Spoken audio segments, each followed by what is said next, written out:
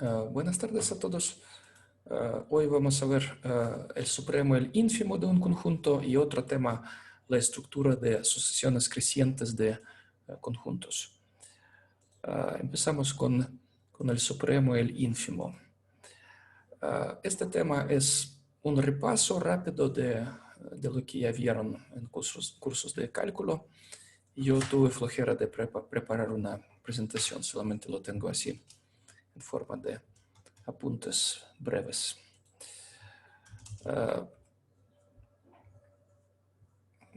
Suponemos que A es un subconjunto de los reales. Bueno, voy a poner subconjunto de manera más aburrida con esta lengüeta. A es un subconjunto de los reales extendidos y B también es un elemento de los reales extendidos. Se dice que B es el supremo o la cota superior exacta del conjunto A si B es la mínima entre todas las cotas superiores de A. Antes denotábamos por cotas superiores de A el conjunto de las cotas superiores de un conjunto A. Entonces, el mínimo de este conjunto se llama el supremo. De la definición es bastante claro que si existe un supremo, entonces es único. ¿Qué les parece? ¿Cómo demostrarlo? Si hay dos candidatos, B y C, para ser el supremo de un conjunto A, ¿cómo demostrar que deben ser iguales? Por condición de que son la mínima, entonces B es menor o igual que C y C menor o igual que B. Exacto. Por un lado, B dice, yo soy el más grande. Por otro lado, C dice, más bien B dice, yo soy una cota superior. No, perdón. Por un lado, B dice que yo soy el mínimo en este conjunto, ¿verdad? Y por otro lado, C dice que yo soy el mínimo en este conjunto. Y se sabe que el mínimo, cuando existe, es único, porque B debe ser menor o igual que C, C debe ser menor o igual que B, y por lo tanto deben ser iguales. Muy bien, tiene razón. ¿Cuál es el supremo del conjunto vacío? Primero hay que entender quiénes son las cotas superiores del conjunto vacío.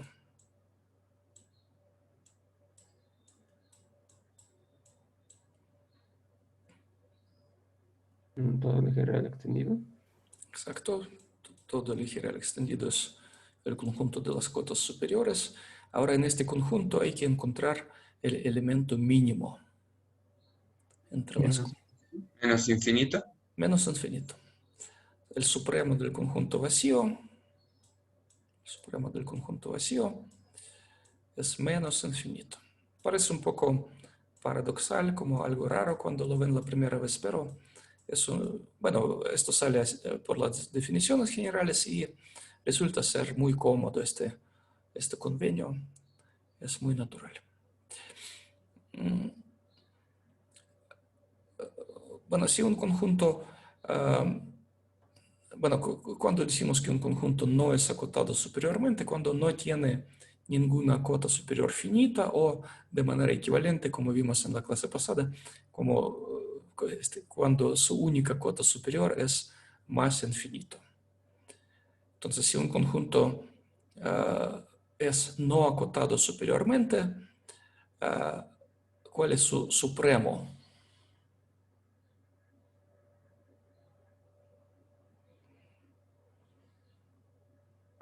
Infinito, más infinito. Exacto, su supremo es más infinito, porque es el único elemento del conjunto de las cotas superiores. Si es el único elemento, es el mínimo entre todos los elementos.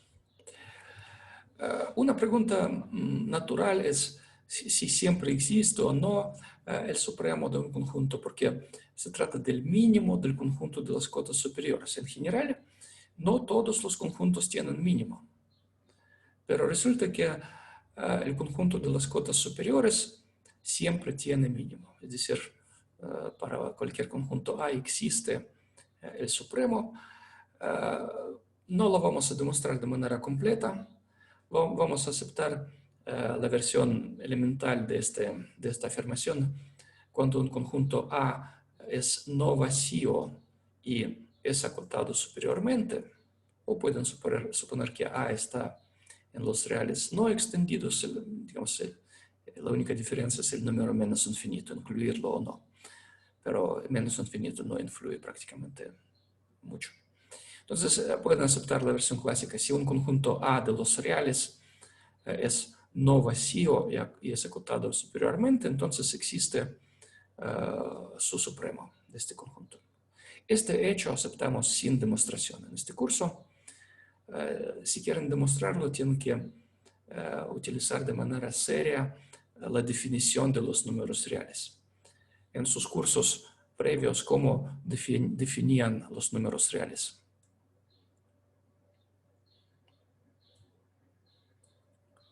Tal vez en el curso de álgebra 4.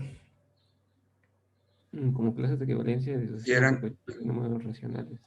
Exacto, clases de equivalencia de sucesiones de Cauchy, de sucesiones fundamentales de números racionales, es buena definición. Y a partir de esta definición, bueno, se puede ver que el espacio métrico de los reales es completo. Y usando este hecho se puede mostrar, por ejemplo, que cualquier sucesión creciente o decreciente tiene límite. Y se puede demostrar que existe el supremo de cualquier conjunto. Son cosas finas, interesantes, pero ya no las vamos a repasar en este curso. Entonces, aceptamos sin demostración este hecho que para los reales, para cualquier conjunto no vacío y acotado superiormente, existe un único supremo. Bueno, la parte interesante es la existencia. La unicidad es prácticamente gratis. Y de aquí un ejercicio muy natural. Les sugiero resolver este ejercicio. Podemos realizar en alguna asesoría. Demostrar que cualquier subconjunto A de los reales extendidos tiene un único supremo. Bueno, aquí la unicidad es gratis, hay que demostrar la existencia. Bueno, se trata de reducir este caso un poco más general al caso clásico que aceptamos sin demostración. Quiero que ustedes aprecien que en el eje real extendido la situación es más bonita que en la situación clásica. Si ustedes no trabajan con masa menos infinito, entonces tienen que decir un conjunto no vacío y acotado superiormente. Y ahora, cuando trabajamos con el eje real extendido, ya no ponemos estas restricciones. Bueno, hay que considerar varios casos. Aquí propuse alguna partición posible en casos, pero no creo que sea la óptima. Tal vez ustedes encuentran algo mejor, porque son muchos casos y la clasificación en casos no es muy simple, no es muy clara. Un caso es cuando masa infinito y pertenece al conjunto A. ¿Qué pueden decir en este caso? ¿Cuál es el conjunto de las cotas superiores? Si masa infinito pertenece al conjunto A, ¿cuál es el conjunto de las cotas superiores? pues, el conjunto con el únicamente el infinito. Exactamente, porque nadie más puede superar a masa infinito, ¿verdad? El único elemento que es mayor o igual que masa infinito es el mismo punto. Entonces, el conjunto de las cotas superiores de A, en este caso 1, consiste de un solo punto más infinito y, por supuesto, el mínimo de este conjunto también será más infinito. Estamos usando la definición cada vez. Si un conjunto no tiene más infinito, aquí miren, escribí que está contenido en el rayo desde menos infinito incluso hasta más infinito sin incluir, pero A no es acotado superiormente. ¿Qué pueden decir en este caso?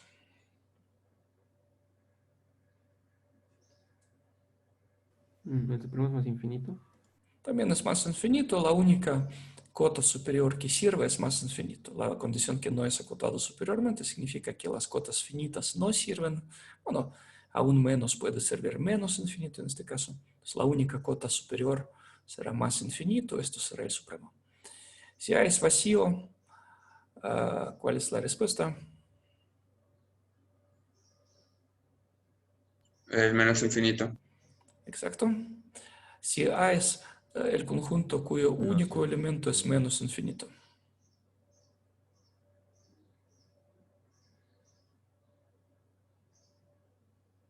Menos infinito. ¿No sería el mismo?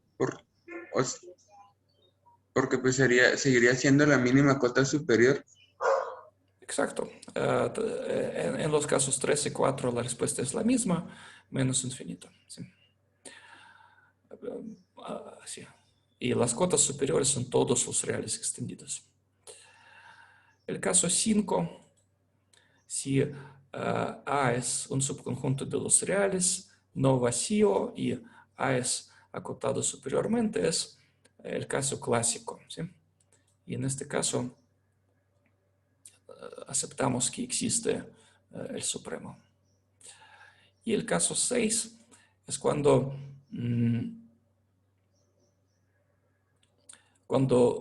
el conjunto A contiene a menos infinito, denotamos por B la parte restante que debe ser un subconjunto de los reales y suponemos que B es no vacío y es acotado superiormente. Bueno, en este caso el supremo de A coincide con ¿quién?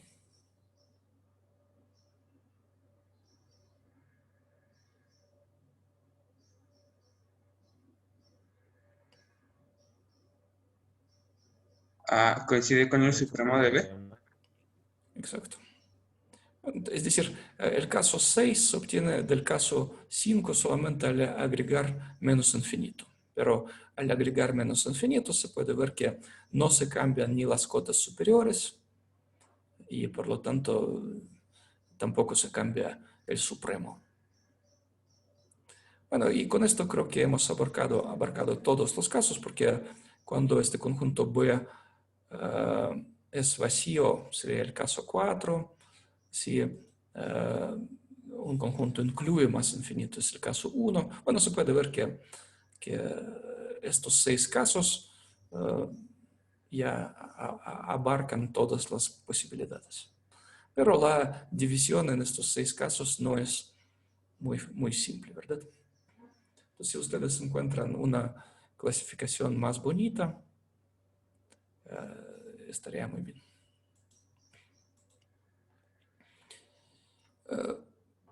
El supremo se puede, bueno, ¿cómo definimos el supremo? Usamos el concepto auxiliar del conjunto de las cotas superiores.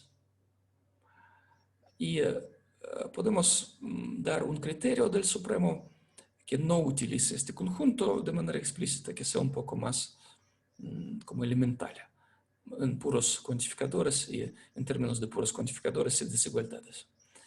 Entonces hay que demostrar la siguiente proposición. Un elemento B del eje real extendido es el supremo de un conjunto A, también un subconjunto del eje real extendido, si y solo si se cumplen simultáneamente dos condiciones, que para todo A minúscula perteneciente al conjunto A mayúscula, A es menor o igual que B. Por supuesto, esta condición solo, ¿qué quiere decir la condición 1? Que B es cota superior de A. Exacto, que B es una cota superior de A, exacto. Y la condición 2 es más complicada, tiene dos cuantificadores.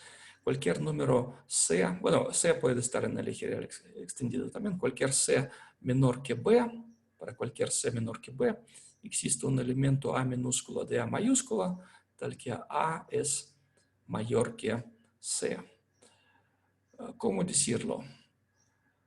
De manera como más breve, que para todo C menor que B,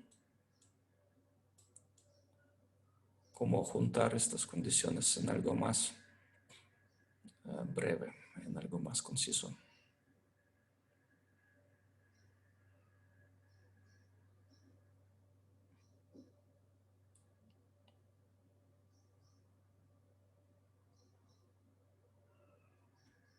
Bueno, si hubiéramos escrito para todo A en A,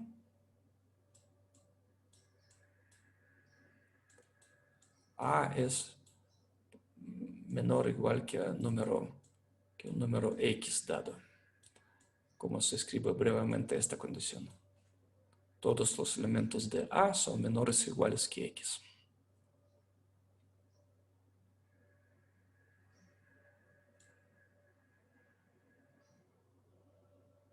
¿Qué quiere decir una condición de este tipo?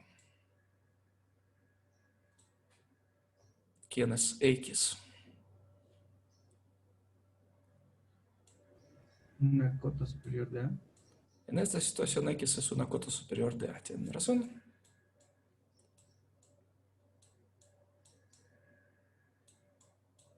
Y ahora esta condición que existe un A en el conjunto que es mayor estrictamente que C, ¿qué quiere decir? Que C no es el conjunto de cotas superiores de A. Exacto. C no es cota superior de A.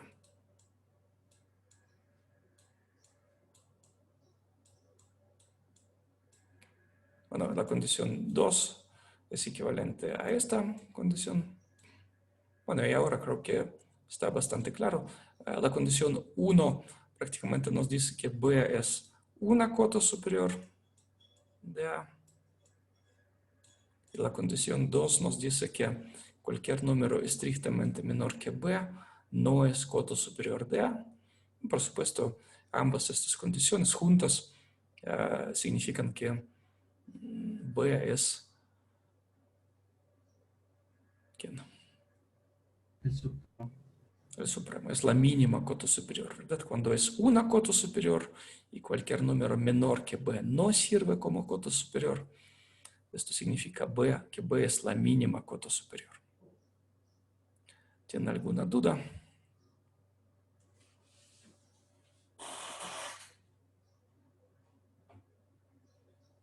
Profe. No, profe. Ok.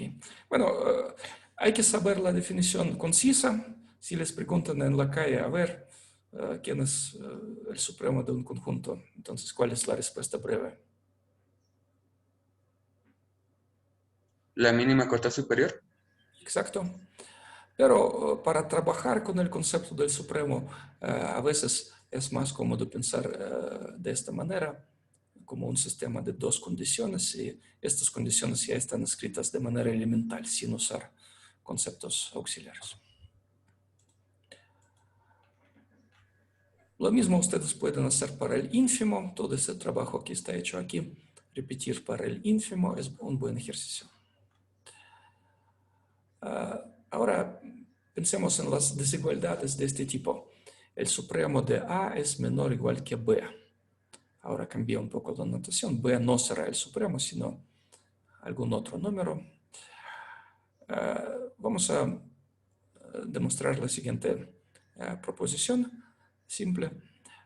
Supongamos que A es un subconjunto de los reales extendidos y B es un número real extendido, tal que para todo A en A es menor o igual que B. Otra manera de enunciar esta condición, ¿cuál sería? ¿Qué estamos diciendo sobre B? Que B es Que cota B superior. cota superior. Es una cota superior, por supuesto. Y la conclusión de esta proposición es que el supremo de A es menor o igual que B.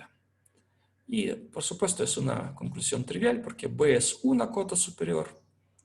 Entonces, B pertenece al conjunto de las cotas superiores, pero el supremo es la mínima, entonces es menor o igual que B. ¿Tienen alguna duda? No, profe. A veces este trucazo, digamos, esta proposición 10, se conoce como pasar al supremo en la desigualdad. Si ustedes saben que la desigualdad A menor o igual que B se cumple para cualquier A en el conjunto A mayúscula, entonces pueden pasar a la desigualdad supremo de A es menor o igual que B.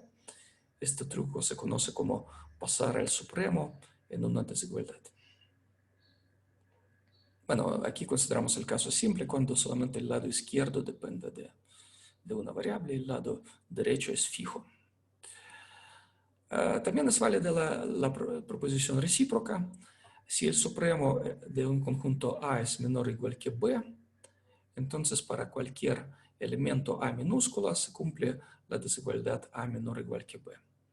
¿Qué les parece? ¿Por qué se tiene esta afirmación 11?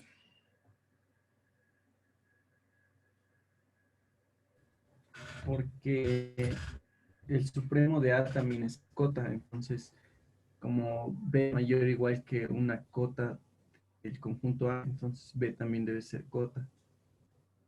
Exactamente. Bueno, en la última conclusión se puede decir que usamos la propiedad transitiva,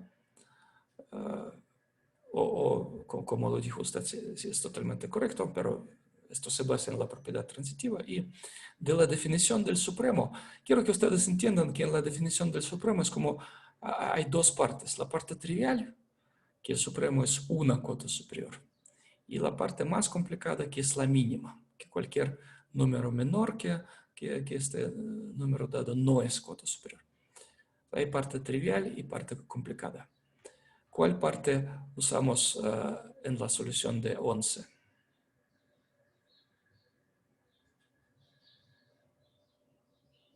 Solo que es cota superior.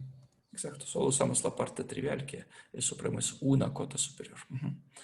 Y en la proposición 10 parece que usamos la parte más fina, que es la menor de todas cotas superiores.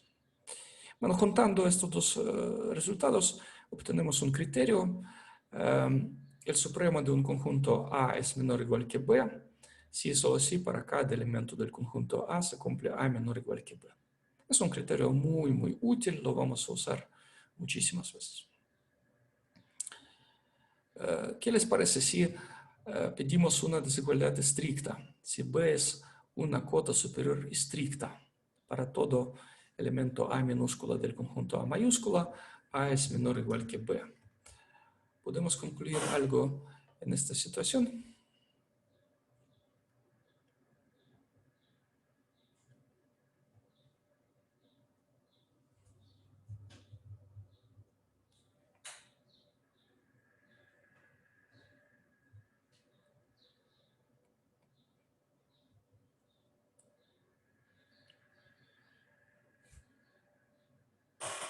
Bueno, al menos Que alguna... el supremo es menor o igual que B. Exactamente, solo podemos concluir que el supremo es menor o igual que B. Esto ya no será equivalente, por supuesto, a esta condición. Entonces, aquí la situación es más complicada y llegamos a la misma conclusión que antes, aunque la condición es otra. ¿Por qué no podemos concluir que el supremo es menor que B? Un contraejemplo. Un intervalo abierto. Exacto. Digamos, A es 4, 7. O pueden usar la notación moderna así, 4, 7. Y como B, tomamos aquí no.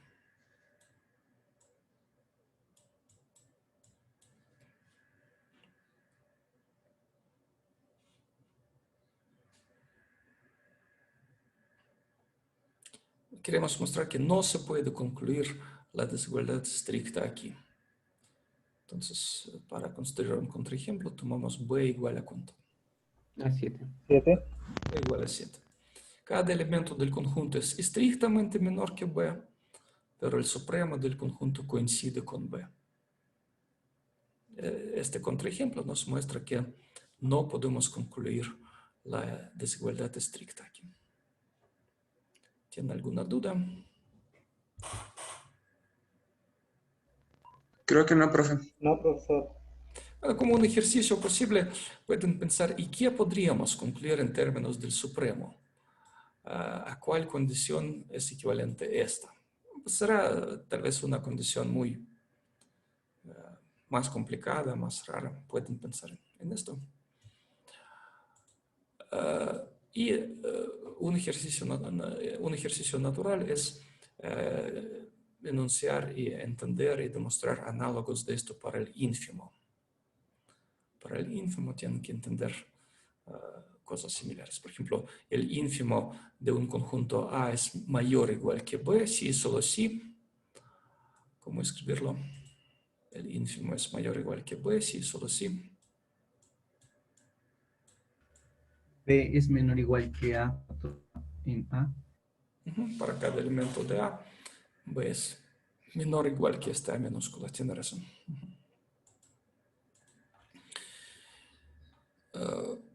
Bueno, otras condiciones son cuando el supremo del conjunto es mayor que B. A ver si comparamos esta condición, el supremo de A es mayor que B, comparamos con la condición que hemos considerado aquí, que el supremo de A es menor o igual que B.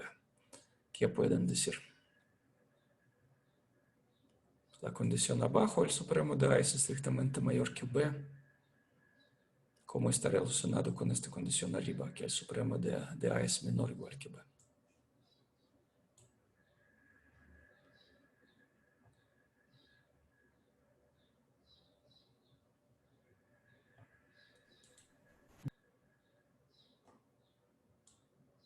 La condición del supremo de A es mayor que B. ¿Cómo está relacionado con la condición del supremo de A menor o igual que B?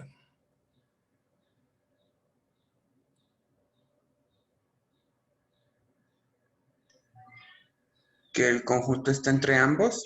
¿O no sé? No. Ven, el supremo de A es menor o igual que B, es una condición, y la otra es que el supremo de A es mayor que B. Una condición es exactamente la negación de la otra, ¿verdad? Es la forma negativa. Sí. Y como ya tenemos un criterio para la desigualdad menor o igual, podemos solamente negar esta condición y obtener un criterio para mayor. ¿Cuál sería? Como Que, Que B que no es existe cota. A, que que existe A en A. tal que A es mayor que B.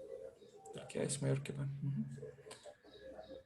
Bueno, es la forma correcta de negar. ¿Tienen alguna duda? No, profe. Bueno, para los que no están despiertos, quiero decir que, por supuesto, no estamos negando esto, ¿no? Solo estamos negando la conclusión. La condición sigue siendo la misma. Pueden pensar de manera más aburrida.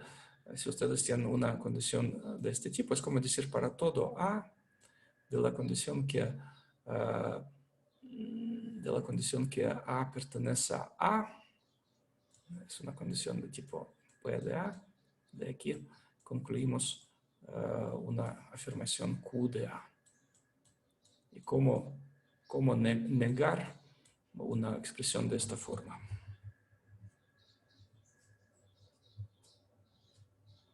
¿Cuál sería la negación de esto? ¿No sería, existe un A tal que P de A y no Q de A? Exacto, es perfecta la respuesta. Si alguien tiene duda, es un buen ejercicio.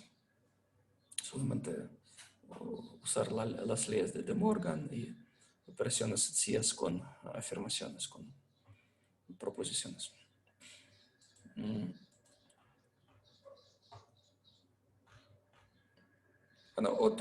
Bueno, entonces la condición que el supremo es mayor que B, estrictamente mayor que B, es la negación del criterio anterior, de la condición anterior, y sale esta condición, que existe un A en A, tal que A es mayor que B. Esto significa que existe un A que tiene dos propiedades, y A pertenece al conjunto y es mayor que B. Tiene toda la razón. Ahora, pueden pensar la condición que el supremo de A es mayor o igual que B, ¿es equivalente o no es equivalente a la condición que existe un elemento del conjunto que es mayor o igual que B?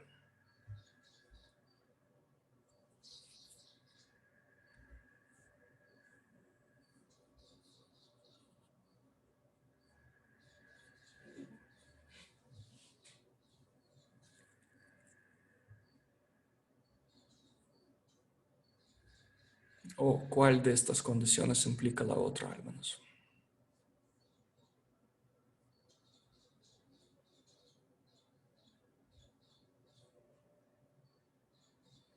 ¿No sería A implica B? En realidad no. No. Un contraejemplo, mostremos que A no implica B. ¿Quién puede servir como el conjunto? O es verdad, el supremo podría ser B. Ujú. Bueno, No, el supremo no podría ser B. ¿Sí? un ejemplo. Un ejemplo. ¿Un intervalo cerrado? Mm, yo creo que no servirá.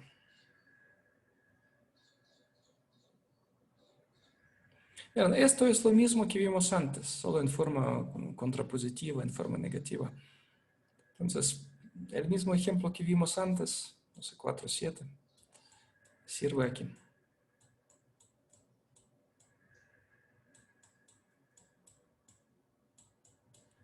La condición A se cumple o no. Que el supremo es mayor o igual que B. Sí, sí se cumple. Este se cumple porque el supremo del conjunto es el mismo número 7. Y la condición B no se cumple. No hay ningún elemento en el conjunto que sea mayor o igual que 7.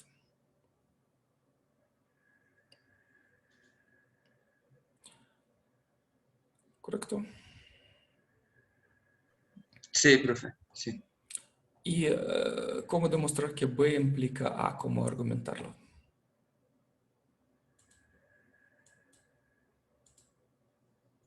¿Cómo qué, profe? ¿Cómo argumentar? ¿Cómo argumentar? ¿Cómo justificar que B implica A?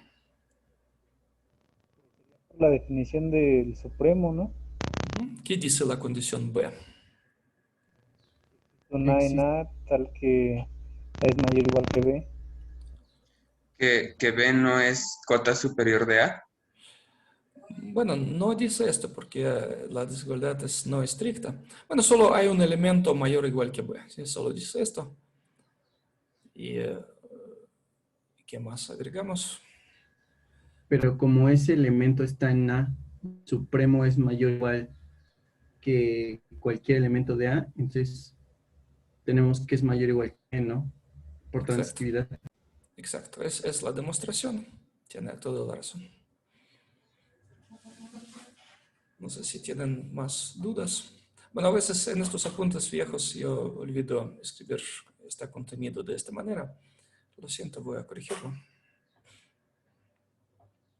Antes me gustaba escribir de manera más floja, pero se cambiaron mis gustos.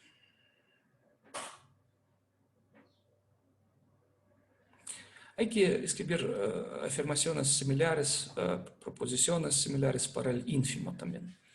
Es buen ejercicio. Luego, otros ejercicios simples que pueden resolver es esto. Si A y B son dos subconjuntos de los reales extendidos, entonces el supremo de la unión es el máximo de los supremos.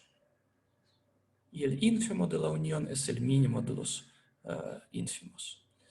La demostración no tiene obstáculos, son razonamientos naturales que se pueden basar en las definiciones.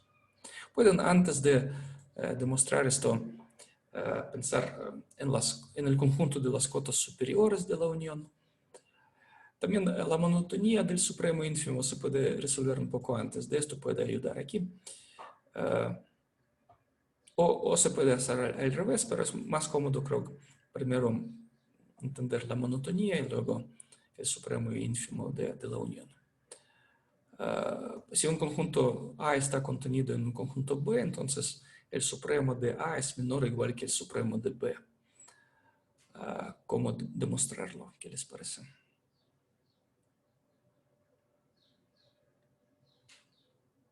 Bueno, mejor no voy a quitarles la alegría a los que todavía no han hecho nunca este ejercicio en la vida. Entonces les sugiero hacerlo en casa, después de la clase. Y también un ejercicio similar para los ínfimos. Para los supremos podemos decir que el supremo tiene propiedad creciente, ¿verdad?, respecto al conjunto. Y para los ínfimos una propiedad decreciente. Y si tienen estas propiedades de monotonía, esto les ayuda por lo menos en la mitad de las demostraciones para el supremo y el ínfimo de la unión, porque cada conjunto está contenido en la unión, ¿verdad? Entonces, si usamos que cada conjunto está contenido en la unión, ¿cuál desigualdad obtenemos gratis?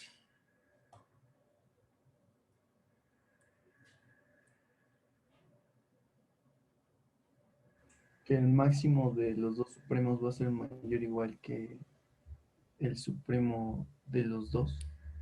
Este máximo es mayor o igual. Sí, Bueno, si usamos la monotonía, creo que al revés, ¿verdad? A está contenido en la unión, entonces el supremo de A es menor o igual, ¿verdad?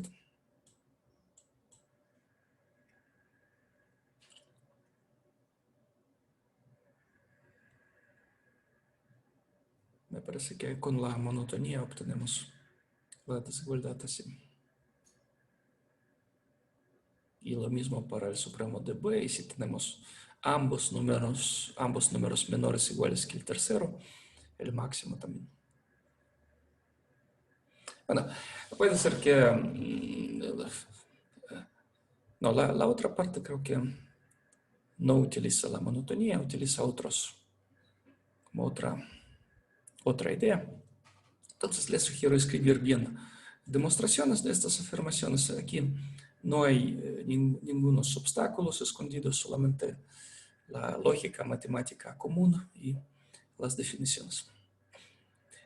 ¿Qué tal? ¿Tienen algunas dudas? Bueno, un ejercicio natural sería pensar en el supremo de la intersección, pero con el supremo de la intersección o con el ínfimo de la intersección la situación es triste. No hay fórmula natural simple. Bueno, no conozco ninguna fórmula natural y las fórmulas sencillas de esta forma no sirven. Pueden construir contraejemplos, mostrar que el supremo, bueno, más formalmente pueden decir que el supremo de la intersección de dos conjuntos no se expresa de manera simple a través de los supremos de estos conjuntos. Puede ser que este supremo no tiene nada que ver con los supremos de A y de B. ¿Pueden dar algún ejemplo?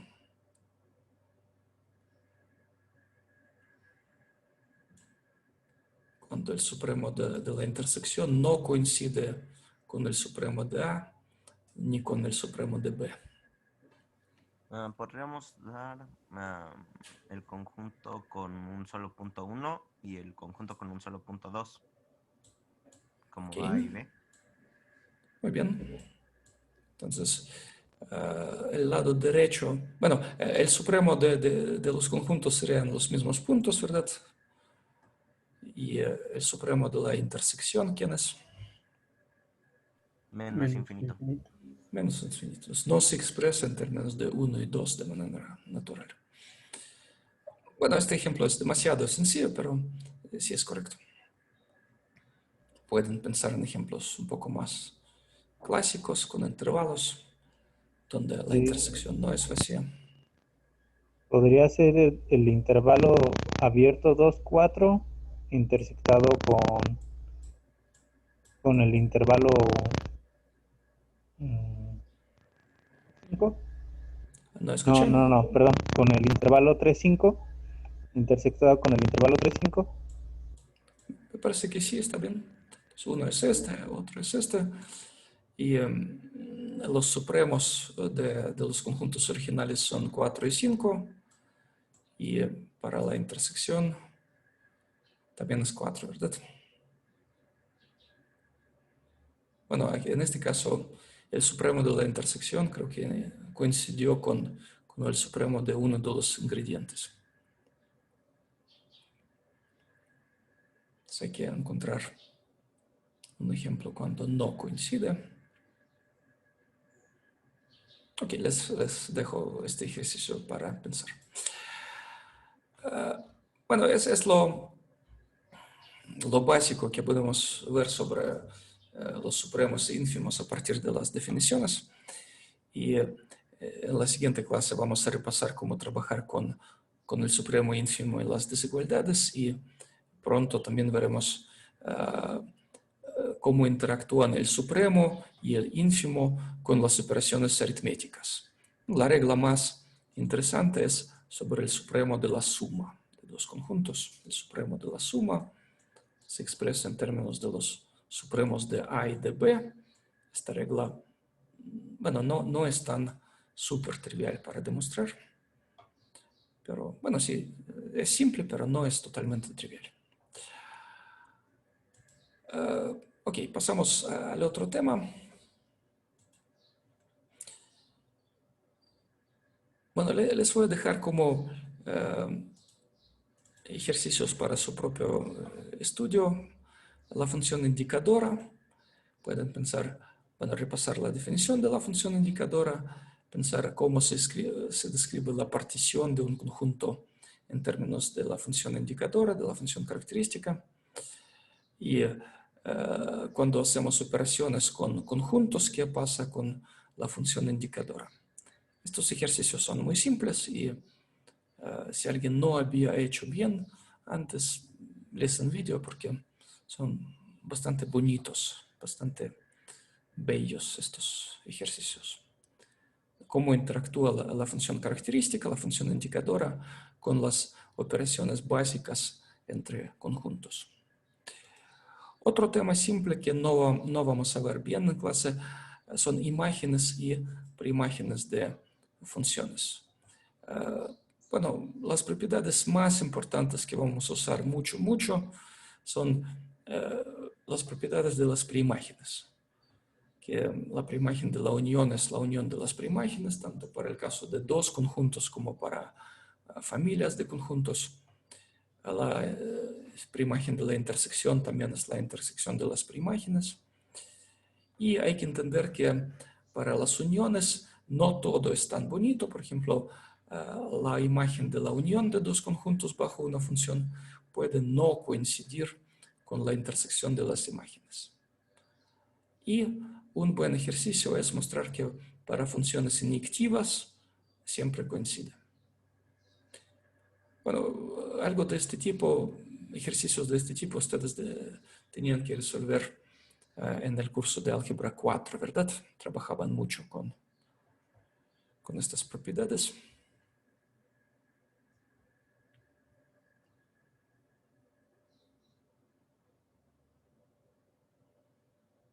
¿Verdad? ¿O en qué otros cursos? No, sí, ahí lo vimos. Bueno, también algo de esto vimos en cálculo 1, creo, aparte de álgebra 4. Muy bien, muy bien. Bueno, si tienen alguna pequeña duda, hay que resolver todos estos ejercicios. También están aquí en mi lista de ejercicios pequeños. Hay mucho de este tipo con demostraciones incompletas que les pido completar. Y ahora pasamos a un tema ya más fino. Estructura de una asociación creciente de conjuntos. Ahorita voy a compartir una pequeña presentación que hice. Entonces, este tema ya es bastante especial para el curso de análisis real, porque este truco, pasar de una asociación creciente de conjuntos a una asociación disjunta, hace un papel crucial en la teoría de medida. No sé si tienen algunas dudas antes de empezar esta presentación. No, profe. Ok. Bueno, el objetivo de este pequeño tema es pasar de una asociación creciente de conjuntos a una asociación disjunta, pero que tenga la misma unión.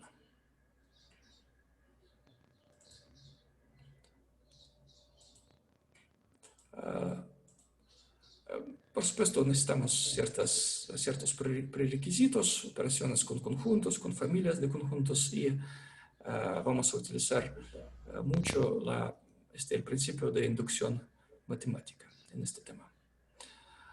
Y la aplicación principal de este tema es demostrar la continuidad de medidas por abajo. cuando tenemos una asociación creciente de conjuntos, el límite de sus medidas es la medida de la unión. Para demostrar este hecho, utilizamos el tema de hoy.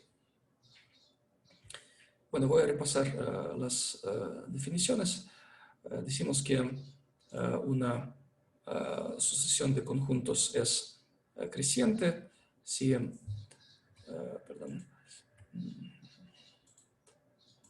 decimos que una sucesión de conjuntos es creciente si para cada índice K, el conjunto AK está contenido en el siguiente conjunto AK más 1.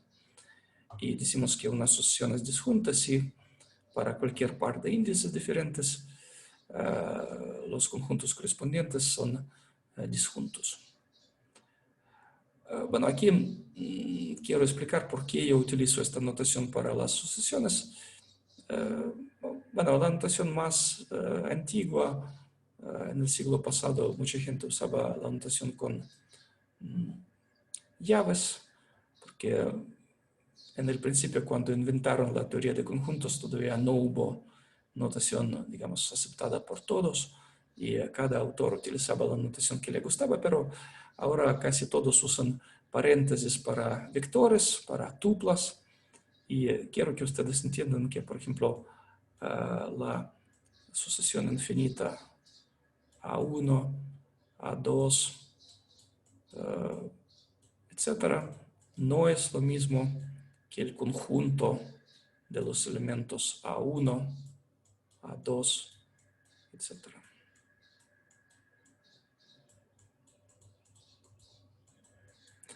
Bueno, es una cosa importante para distinguir. Si utilizan la notación con llaves, desgraciadamente no les puedo castigar, porque muchos autores clásicos utilizaban esta notación. Pero quiero que ustedes entiendan que esta notación es totalmente contradictoria, porque las llaves utilizamos para conjuntos. Bueno, para que ustedes lo sientan bien, la sucesión 1, 2, 1, 2, etcétera, que tiene en lugares pares, en lugares impares 1 y en lugares pares 2. Es una sucesión numérica, no es una sucesión de conjuntos, pero permite entender lo que quiero decir. Y la sucesión 2, 1, 2, 1. ¿Qué les parece? ¿Estas dos sucesiones son iguales o no? No, profe. Son diferentes. Y el conjunto 1, 2, 1, 2, etcétera. ¿Cuántos elementos tiene este conjunto? 2, profe. Solamente tiene 2 elementos. Y si escribimos al revés, 2, 1 también tiene solo 2 elementos, los mismos. Entonces los conjuntos, por ejemplo, son iguales y tienen solo 2 elementos. Y las sucesiones son diferentes entre sí y no es la misma cosa que estos conjuntos, ¿verdad? Bueno, y como para los conjuntos usamos llaves, entonces es natural siempre usar llaves para conjuntos y, por ejemplo, paréntesis o algún otro símbolo para familias o para sucesiones, como un caso particular de familias. Ok. ¿Tienen alguna duda sobre estas definiciones sencillas? No, profesor. No, profe. No, profe. Ok. Un ejercicio simple, si aceptamos esta definición de asociaciones crecientes, que cada conjunto está contenido en el que sigue, un buen ejercicio es demostrar que para cualquier par de índices J y K, si J es menor que K, entonces AJ está contenido en AK. Quiero que vean que esta condición formalmente se ve más fuerte que la anterior, ¿verdad? Aquí solo estamos comparando dos vecinos y aquí estamos comparando dos elementos arbitrarios. Por supuesto, la demostración estará basada en qué ideas. ¿Cuáles son dos ideas claves? La transitividad de la unión, digo, de la contención. La transitividad de la contención, excelente. Y otra idea clave para demostrarlo para todo par de índices. ¿No podríamos usar también la propiedad de los naturales? De Si un número es mayor que otro, entonces existe otro. O con una sucesión de sumas tal que el menor, bueno, tal que el mayor sea igual a la suma más el número original. Exacto, pueden escribirlo así. De hecho, yo hice esto. Otra forma equivalente es decir que para cualquier par de índices j y n, AJ está contenido en AJ más n. Aquí hice este cambio que prácticamente usted propone, ¿verdad? Que K se puede escribir como J más n. Muy bien, es una forma equivalente. En esta forma es un poco más fácil ver que esto se puede demostrar de qué manera. Por inducción. Por inducción. Por supuesto, vamos a utilizar la propiedad transitiva de conjuntos y la demostración será por inducción. La inducción es sobre cuál parámetro, sobre J o N. Sobre n. Sobre n, Sobre N. La inducción será sobre N y J pueden fijar desde el principio, pensar que J es un parámetro exterior que están fijando, o si quieren pueden, o tal vez pueden decir que para todo J, decirlo así, para todo J, perdón, para todo N, se cumple la condición que para todo J, AJ está contenido en AJ más N. No estoy seguro si hay que tratar J como un parámetro fijo o de esta manera como estoy escribiendo. Son dos formas un poco diferentes, lógicamente, ¿entienden? Una cosa es fijar J y otra cosa es pensar que J es arbitrario y el cuantificador J está dentro. Entonces puede ser que esta es la afirmación, por ejemplo, A caligráfica de N, y esta afirmación tiene que demostrar por inducción. Es un ejercicio simple demostrar esta afirmación. Bueno, todo antes de aquí fue como un repaso, una preparación, y el tema de hoy, bueno, el tema de esta presentación es la proposición que estamos viendo. Suponemos que AK es una asociación creciente de conjuntos y definimos los conjuntos DK como las diferencias sucesivas de los conjuntos AK. Por ejemplo, D3 es que A3 menos A2. Para que esto tenga sentido para K igual a 1, tenemos que decir quién es A0. Ponemos A0 igual al vacío. Entonces, ¿quién será D1?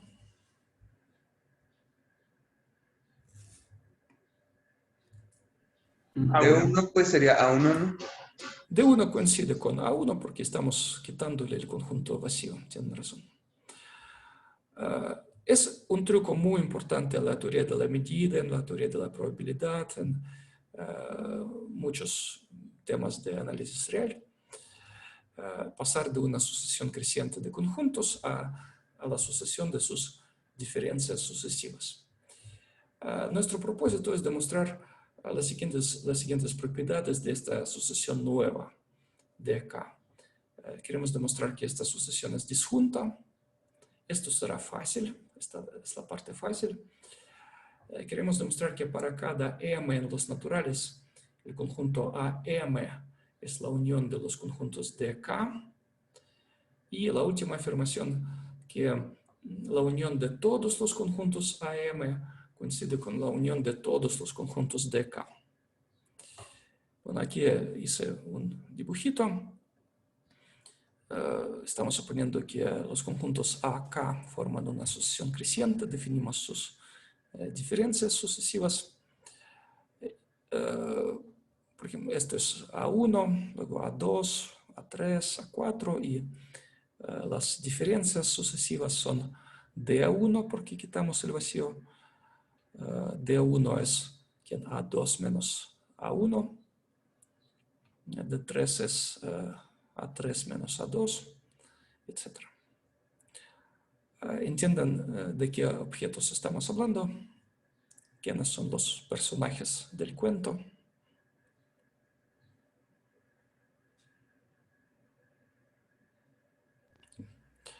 ¿Cómo preguntó? Bueno, entiendan quiénes son A's y quiénes son los D's. Profe. Sí, A es una asociación creciente y D son las diferencias sucesivas. Hay que tenerlo en la mente, toda esta presentación, vamos a hablar de estos objetos. Y quiero que ustedes ya como hagan una estimación. ¿Qué les parece? En la afirmación 2, ¿cuál es la contención más complicada? Por ejemplo, que cada conjunto de K está en AM. ¿Es fácil o complicado?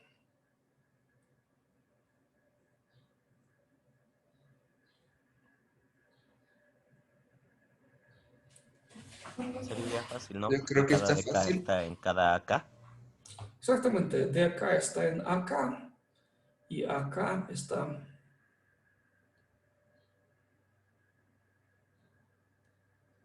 está contenido en En AM. AM por la propiedad monótona de esta sucesión, ¿verdad? Bueno, usamos la propiedad monótona en esta forma fuerte.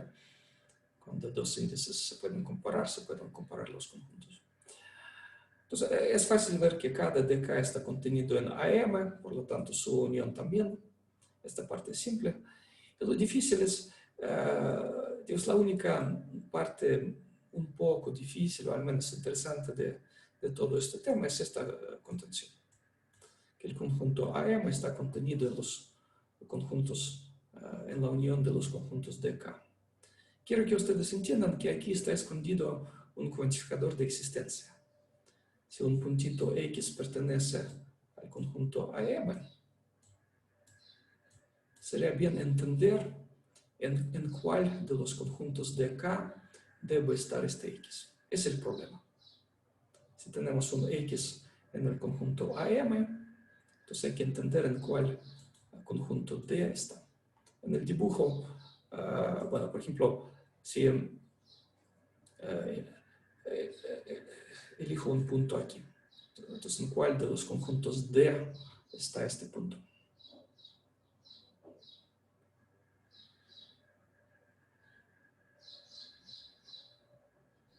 En el K más 1. Bueno, no estamos hablando de manera abstracta, solamente este punto estamos hablando de los conjuntos D1, D2, D3, D4. En D3. En este dibujo está en el conjunto D3, ¿verdad?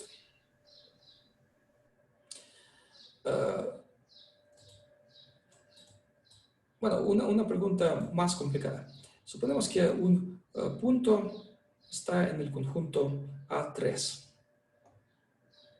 Si un punto está en el conjunto A3, ¿en cuál de los conjuntos D? Los conjuntos D se pueden llamar capas, ¿verdad? Como capas diferentes del conjunto A3. ¿En cuál de los conjuntos D estará un punto que está en el conjunto A3? ¿En D1, D2 o D3? Sí, es la respuesta solamente en alguno de ellos, pero todas las opciones son posibles, ¿verdad? Puede estar aquí, puede estar aquí, puede estar aquí. Y nuestra tarea es como dar una regla. En la situación general hay que decir en cuál de los conjuntos D estará el punto dado.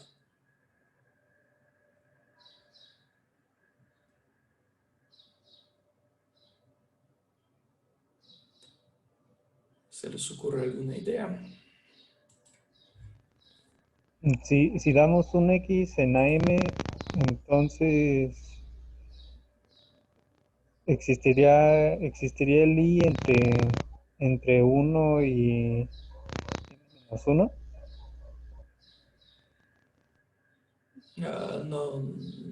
No entendí la frase completa. Existe un índice tal que Está entre 1 y M menos 1. y que tiene que ver este índice con X. Porque sería el índice del DK en donde podría estar este X, ¿no? Sí, pero usted solamente repitió la afirmación, ¿verdad?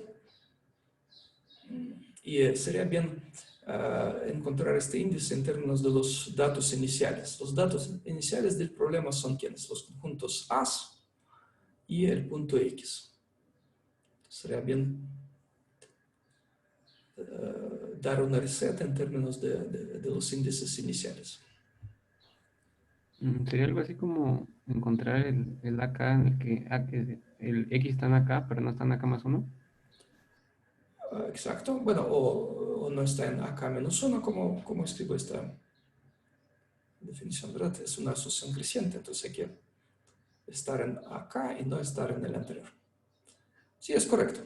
Pero otra vez es casi una repetición de lo que queremos. Todavía no está demostrado que este índice K existe. ¿Cómo dar una receta? ¿Por qué va a existir este índice?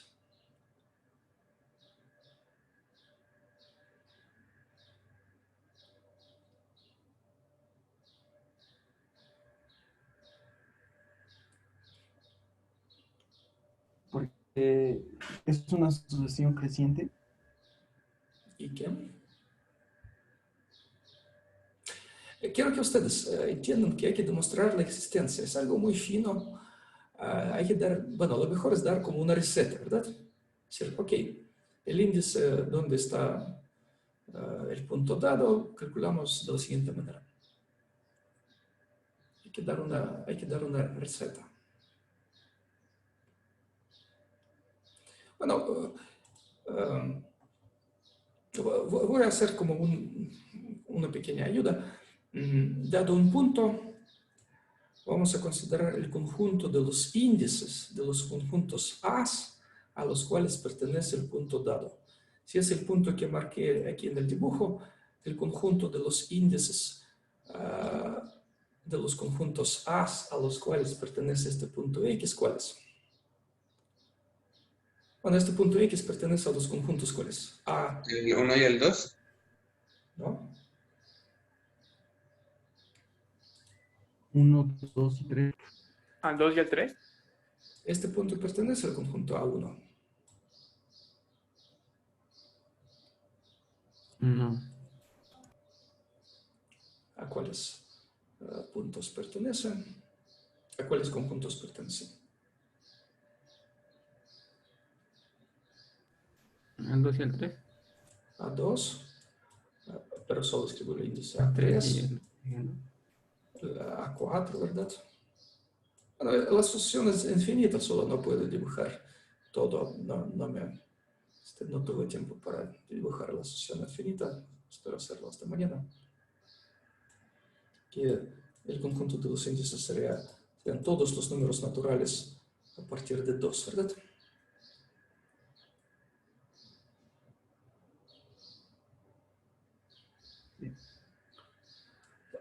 ¿Quién es este? Es el conjunto de los índices de los conjuntos As a los cuales pertenece el punto X.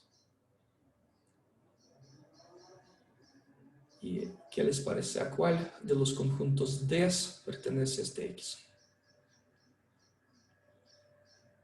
Al 2. Exacto. al mínimo de esos. Exacto. Esta será la receta. Quiero que ustedes entiendan que no se trata de una tautología, no estamos diciendo existe porque es creciente, existe, es obvio que existe. No, hay que demostrar. Y la demostración debe dar una receta, cómo construir el índice. Lo que vimos ahorita es una receta. Bueno, ese es el propósito principal de esta presentación. Pero vamos a empezar con una cosa más simple. En la proposición estamos afirmando que la asociación D es disjunta. Esta parte es muy simple para demostrar, pero voy a mostrar. Suponemos que J y K son dos índices diferentes. Sin pérdida de generalidad, podemos considerar solamente un caso cuando J es menor que K, porque el otro caso es totalmente similar. Y queremos demostrar que estos conjuntos D son disjuntos. Bueno, la suposición que J es menor que K nos puede dar algo un poco más fino. Recuerdan, en la definición de asociación creciente, Bueno, podemos pensar que dos índices están comparados, uno menor igual que el otro, y también concluir una contención de conjuntos. Entonces, aquí es cómodo de esta desigualdad que J es menor que K, hay dos conclusiones naturales en términos de menor o igual. Una es que J más 1 es menor o igual que K, ¿verdad? Si J y K son dos números enteros, entonces podemos concluir que J más 1 es menor o igual que K.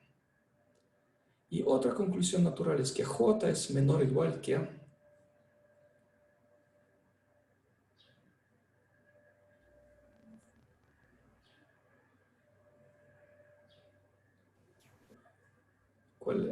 desigualdad inestricta, podríamos concluir. Esto se cumple si solo si J es menor o igual que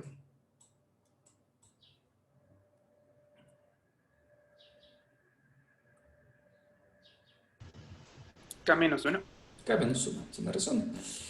Bueno, hacer esta conclusión es como un trucazo creativo en esta demostración. Hay que pasar a esta desigualdad, esto nos ayudará mucho.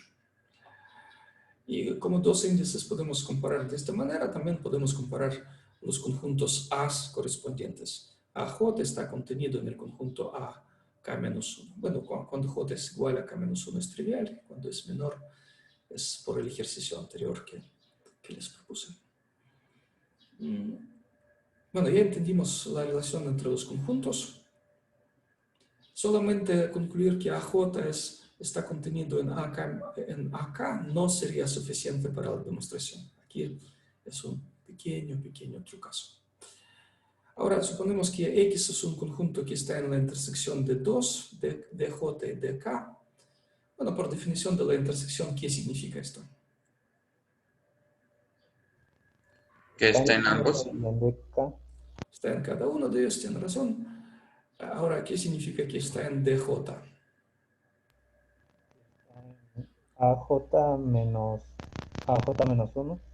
Exacto, está en AJ, no está en AJ menos 1. Sí, perdón. Es lo mismo, sí. Y que X está en DK significa que está En DK, pero no en DK menos 1. Tiene razón. Ahora, ¿qué les parece? ¿Cuál de estas cuatro condiciones? Hemos solamente escrito de manera aburrida la condición que X está en la intersección, ¿verdad?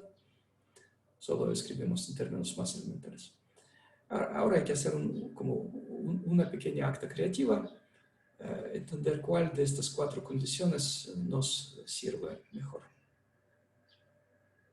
La primera y la última. Exacto, exacto. Por ejemplo, ¿cómo usar la primera? Que X está en AJ. Si X está en AJ, Aquí hay un pequeño errorcito mío. si X está en AJ debe estar en AK menos 1 por lo anterior. Exacto. Usamos la monotonía, concluimos que X hay puros errores. Lo siento, yo confundí los dos nodos. Aquí pertenece.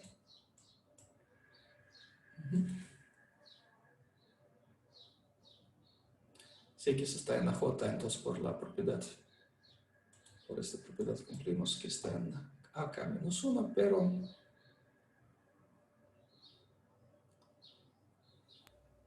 Tenemos que no está en AK menos 1. ajá, exacto. Sabemos que por otro lado no está en AK menos 1 y llegamos a una contradicción. ¿Tienen alguna duda sobre esta demostración? Creo que no, profe. Esta demostración es muy sencilla, pero pueden ver que hay que hacer esta pequeña preparación pasando al índice anterior.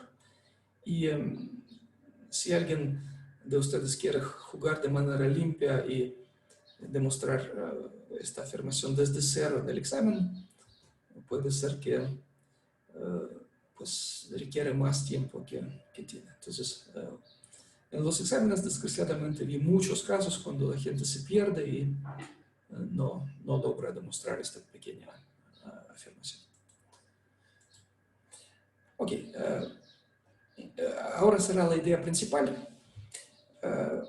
Suponemos que AN es una asociación creciente de conjuntos y elegimos un punto X y consideramos, bueno, aquí es cómodo suponer que X está en uno de los conjuntos, en AM, donde M es un índice fijo, y consideramos el conjunto de todos los índices de los conjuntos A a los cuales pertenece X.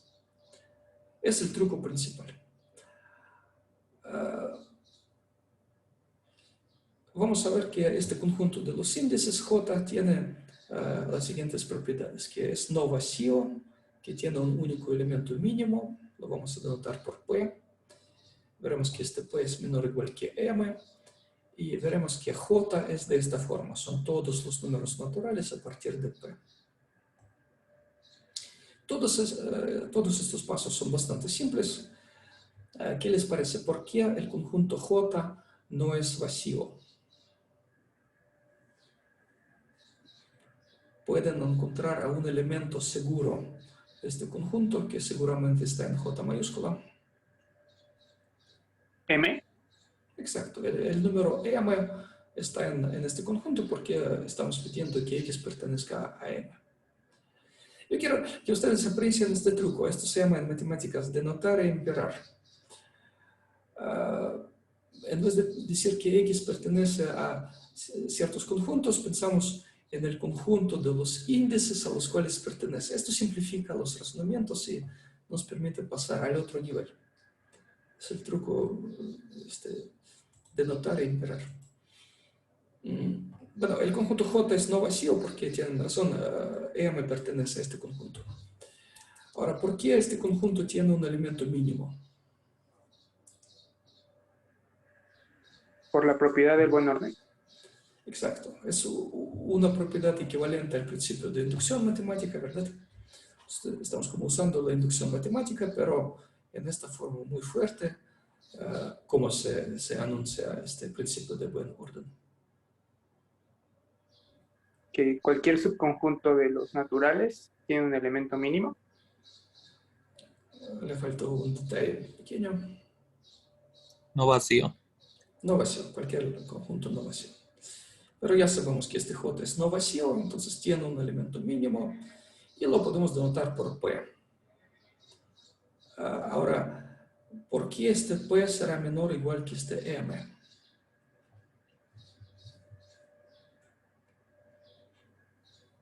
Porque M pertenece a J. Exacto, M es un elemento de J y P es el elemento mínimo, ¿verdad? Bueno, en este momento tal vez algunos de ustedes se perdieron en la notación. Vamos a recordar el dibujo. A1, A2, A3. Y podemos suponer que M es igual a 3. Y el punto está aquí. El punto no necesariamente está en la última capa. Puede estar aquí. En este caso, el conjunto J, ¿qué forma tiene? En el ejemplo que dibujé. 2, 3, 4, así. Sí, pues sería de 2 en adelante.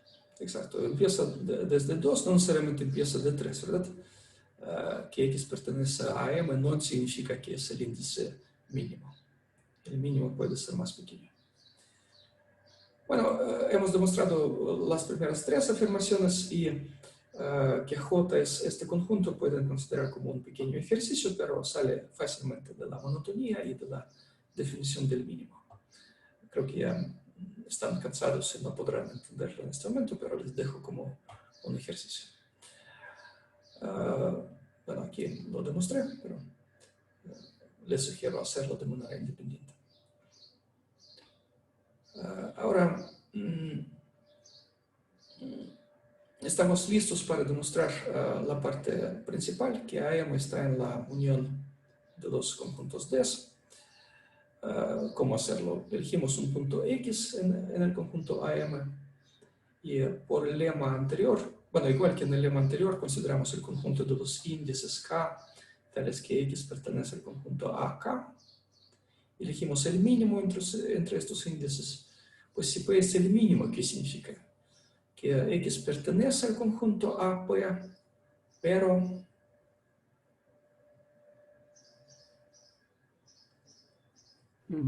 Pero no pertenece a P-1. exacto, no pertenece al anterior y por lo tanto X está en el conjunto de P. Bueno, y P es uno de los números entre 1 y M, entonces hemos demostrado la existencia que nos interesa aquí. Es la parte fina, dado un X, hay que demostrar la existencia de un índice tal que X pertenece a este D sub P. Hemos dado una receta explícita. La otra parte ya hemos visto, es simple. Cada conjunto de K está contenido en AK y por lo tanto está contenido en AM. Pues con esto hemos demostrado la igualdad, que el conjunto AM es la unión de estas capas de K. Es la parte más complicada de esta proposición. Esta parte también se puede demostrar de otra manera, por inducción directa, así como inducción matemática en forma simple. Entonces, esta igualdad que queremos demostrar, podemos denotar de alguna manera, es la afirmación, digamos, Q sub QM, es esta afirmación, y esta afirmación QM queremos demostrar por inducción. La base de la inducción es trivial, A1 es lo mismo que D1, perdón, aquí hay un error mío, debe ser D1. Y el paso de inducción no es muy difícil. Aquí lo escribí. AM más 1 podemos representar de esta manera. Esta es la parte tal vez más fina de este camino. Si un conjunto está contenido en otro, en este caso AM está contenido en AM más 1, entonces el conjunto grande, AM más 1, se puede ver como el conjunto pequeño unido con la diferencia. Les sugiero demostrar esta regla en general para dos conjuntos arbitrarios, tal que uno está contenido en otro.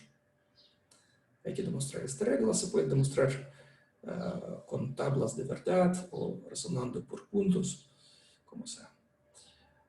Y luego esta diferencia es D más 1, DM más 1, y el conjunto AM representamos como esta unión. Bueno, aquí me sobró un paréntesis. ¿Qué les parece? ¿Por qué sale la igualdad 3? La igualdad 4. Por la hipótesis de inducción. Exacto, es la parte más importante. Esto sale por la hipótesis de la inducción. Y la igualdad 4 es trivial, pueden pensar que es la definición inductiva de esta unión. Así se define la unión de manera inductiva. ¿Tienen alguna duda sobre esta demostración? Bueno, aquí no hemos demostrado la igualdad 1, es un ejercicio para ustedes.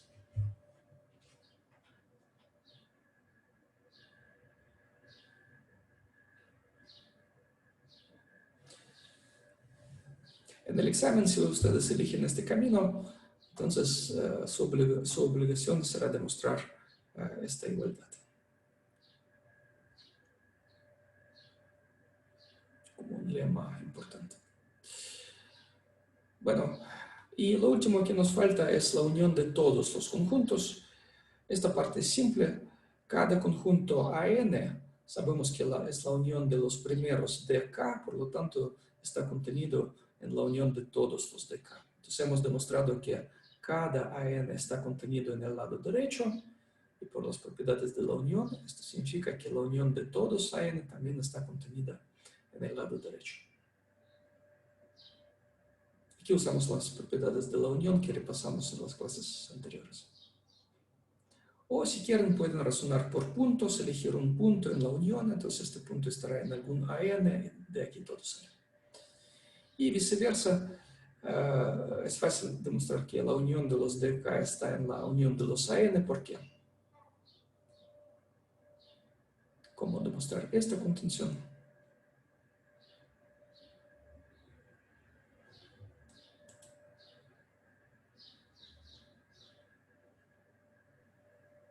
¿Podríamos tomar la unión finita de DKs?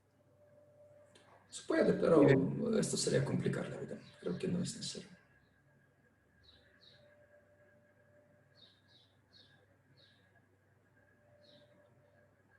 digamos, cómo demostrar que la unión de una familia está contenida en algo.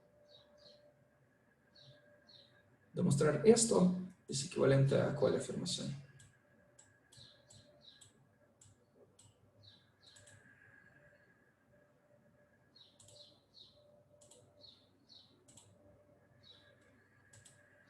Que cada uno de estos conjuntos de K está contenido en la unión. Aquí me faltó contenido.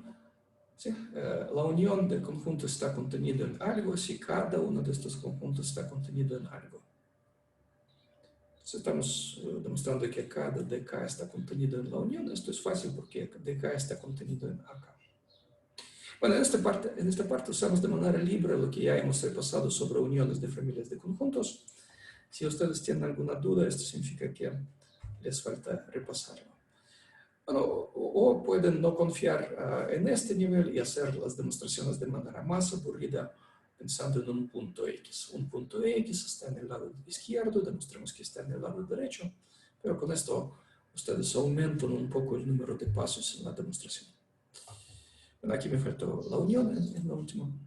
Y con esto terminamos este tema y la clase de hoy. ¿Tienen alguna duda? Hemos demostrado esta proposición, que de una asociación creciente de conjuntos podemos pasar a sus diferencias sucesivas, a las capas. Estas capas son disjuntas. Cada conjunto original es la unión de ciertas capas. Y la unión de todos es igual a la unión de todos.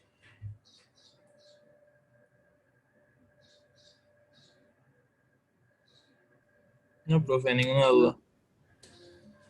Bueno, yo intenté explicarlo de manera bastante lenta, aburrida, con casi todos los detalles. Les debo confesar que en libros buenos como Rudin, como Folland, creo que para todos los autores esto es totalmente trivial, ellos lo toman como un hecho trivial. Bueno, porque estos libros son no tanto libros de texto para estudiantes como instrucciones para profesores que dan el curso. Son muy concisos, muy breves. Pero realmente esta proposición hace un papel crucial en la teoría de la medida, es como la base de muchas cosas. Ok. Con esto terminamos. Buena tarde. Si tienen alguna duda urgente, están bienvenidas sus dudas. Gracias, doctor. Ok, gracias, profe. Gracias por